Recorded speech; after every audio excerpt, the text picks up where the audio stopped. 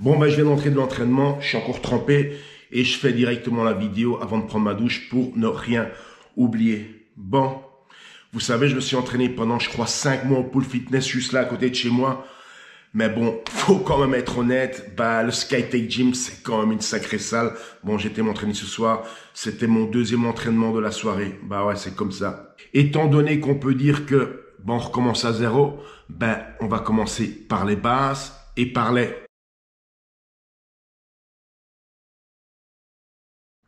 Vous n'avez pas compris? C'est parce que certains d'entre vous, vous êtes trop jeunes et vous n'avez pas les références. Bon, ben, Henri Fonda et un manteau. Les fondamentaux. On va commencer par les fondamentaux. Alors évidemment, cette vidéo, elle est plutôt destinée aux débutants, ben, pour commencer la musculation du bon pied. Bon, toi, jeune débutant, que sont les fondamentaux?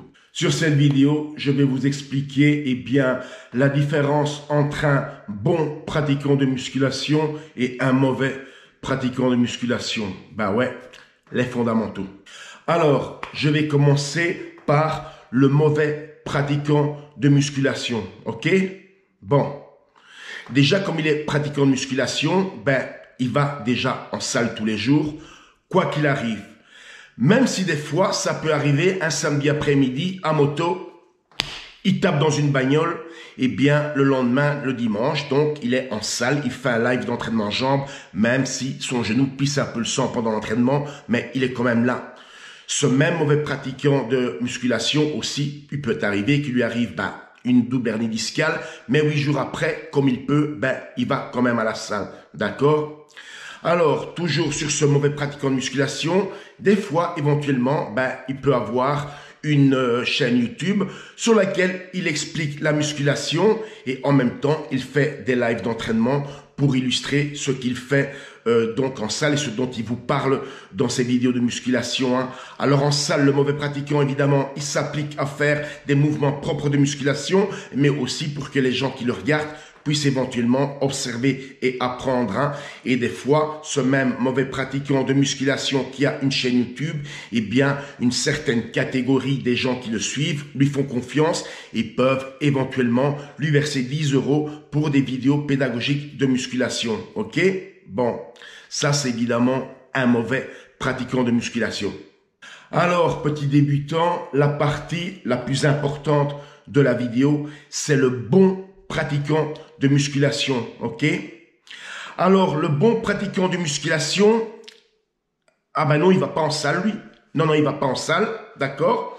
Et éventuellement, il peut avoir une chaîne de musculation où il parle,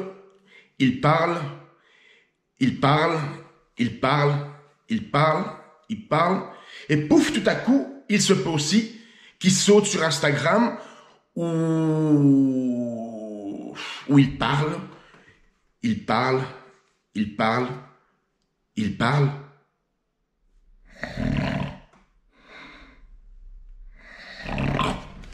Oh! Il parle et il parle toujours. Le bon pratiquant de musculation, vous observerez sur ces vidéos que quand il parle de musculation, il affiche, ce qu'on appelle un physique lambda. On pourrait même dire un physique de gros lard. D'accord?